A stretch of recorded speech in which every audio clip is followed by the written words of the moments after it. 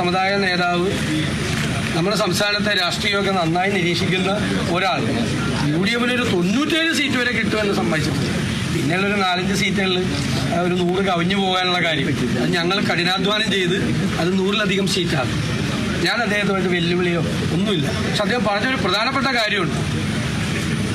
UDFിനെ നല്ല ഭൂരിപക്ഷത്തോടു കൂടി അധികാരത്തിലേക്ക് തിരിച്ചു കൊണ്ടുവരാൻ കഴിഞ്ഞില്ലെങ്കിൽ ഞാൻ രാഷ്ട്രീയ വനവാസത്തിന് പോകുമെന്ന് ചോദിച്ചു. ഉറപ്പായി പോകും.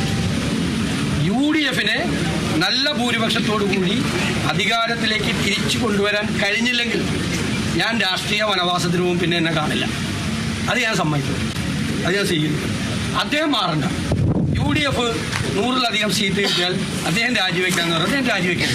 അദ്ദേഹം ആജീവനാന്ത അവിടെ ഇരുന്നോട്ടെ. ഞാനും അദ്ദേഹമായിട്ട് മത്സരമൊന്നുമില്ല. പക്ഷെ അദ്ദേഹം പറഞ്ഞ ഒരു കാര്യം ഞാൻ ചെയ്യും. അല്ല, അത് വെല്ലുവിളിയല്ല. ഞാനത് ചെയ്യും. UDFിനെ തകർപ്പൻ ഭൂരിപക്ഷത്തോടു കൂടി അധികാരത്തിലേക്ക് തിരിച്ചു കൊണ്ടുവരാൻ കഴിഞ്ഞില്ലെങ്കിൽ ഞാൻ രാഷ്ട്രീയ വനവാസം സ്വീകരിക്കും. നിങ്ങളിനെ എന്നെ കാണില്ല. അത് ഞാൻ അംഗീകരിക്കും. അത് വെല്ലുവിളിയായിട്ടൊന്നുമല്ല. വെല്ലുവിളിയാണെങ്കിൽ അദ്ദേഹം രാജിവെക്കുമെന്ന് ഞാൻ ചോദിക്കണം. അദ്ദേഹം രാജിവെക്കരുതെന്നാണ് ഞാൻ പറഞ്ഞത്. വെറ്റൊന്നുമില്ല. ഞാൻ വൺ സൈഡറാണ്. ചെയ്യാൻ പറ്റിയില്ല. അതാണല്ലോ എന്നോട് ചോദിച്ചു, നിങ്ങളത് ചെയ്യുമോ? ഞാനത് ചെയ്യും. രാഷ്ട്രീയ വനവാസത്തിൽ എനിക്ക് ചെയ്യാൻ പറ്റില്ല. അതാണ് എനിക്ക് പറയാം.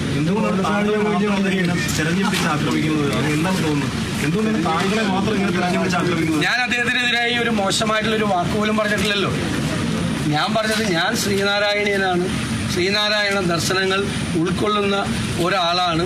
അത് പ്രചരിപ്പിക്കാൻ വേണ്ടി കൂടി ശ്രമിക്കുന്ന ഒരാളാണ്. അത് എന്നും അങ്ങനെ ഇരിക്കും.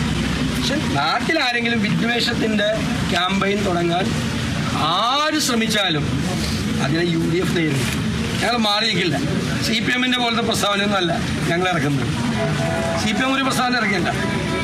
ആർക്കെതിരെ അവർക്ക് എഴുതിയവർക്ക് പോലും അറിയില്ല പ്രസ്താവന. അതല്ല, ആര് പറഞ്ഞാലും ന്യൂനപക്ഷ വർഗീയത കേരളത്തിൽ പറഞ്ഞാലും ഭൂരിപക്ഷ വർഗീയത പറഞ്ഞാലും UDF അതിനെതിർ